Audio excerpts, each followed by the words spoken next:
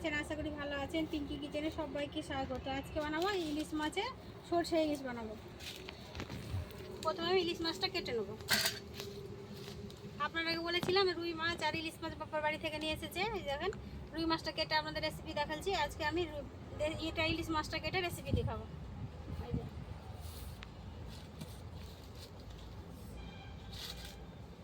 ইলিশ মাছটা ছাড়িয়ে নেবো।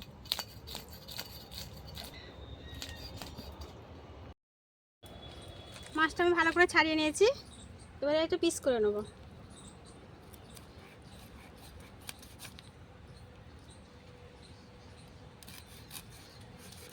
পিস করে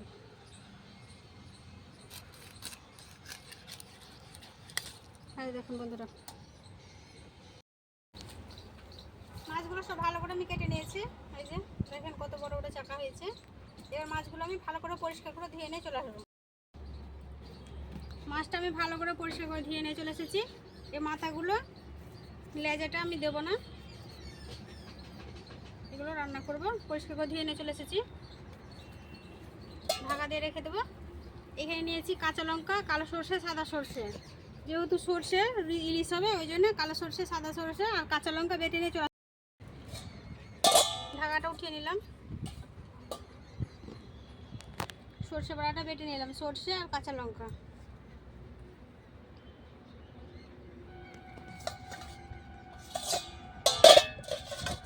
প্রথমে উনুনটা জ্বেলে নেব।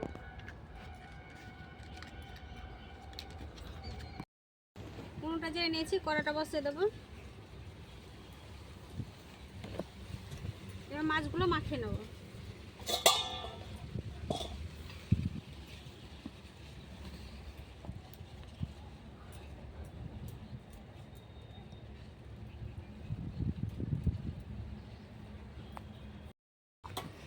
দেবো নুন,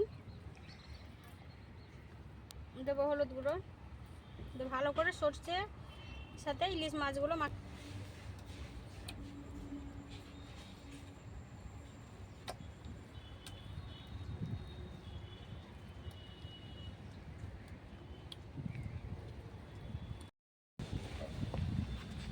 কড়া গরম হয়ে গেছে, দেবো সরষের তেল।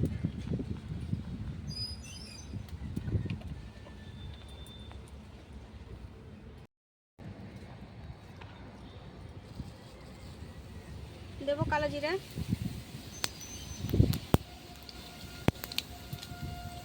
দেবো শুকনো লঙ্কা,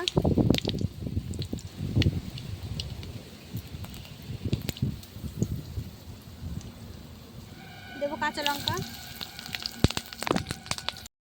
এবার মাছগুলো মাখানো মাছগুলো দিয়ে দেবো।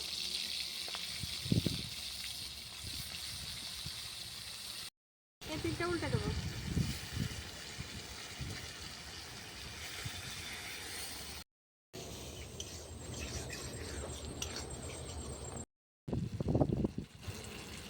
মাছটা এই পিঠে ভেজে নিলাম। এবার সরষেগুলো দিয়ে দেবো।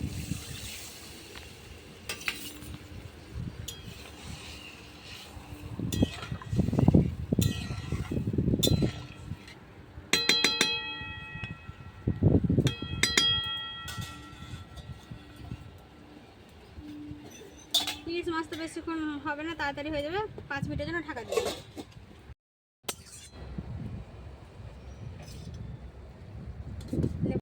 মিনিট হয়ে গেছে, ঢাকাটা উঠিয়ে নেবো। দেখেন মাছটা আমার হয়ে গেছে, ইলিশ মাছটা একেবারে কম আছে আমি করে নিয়েছি মাছটা। এবার আমি নামিয়ে নেব, মাছটা ঢেলে নেব।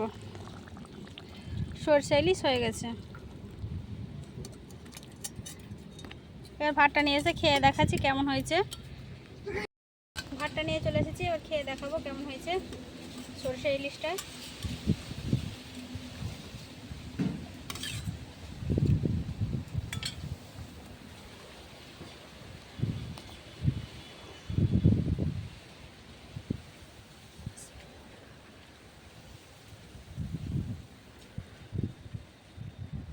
মাছ জায়গাটা দেখছেন কত বড়।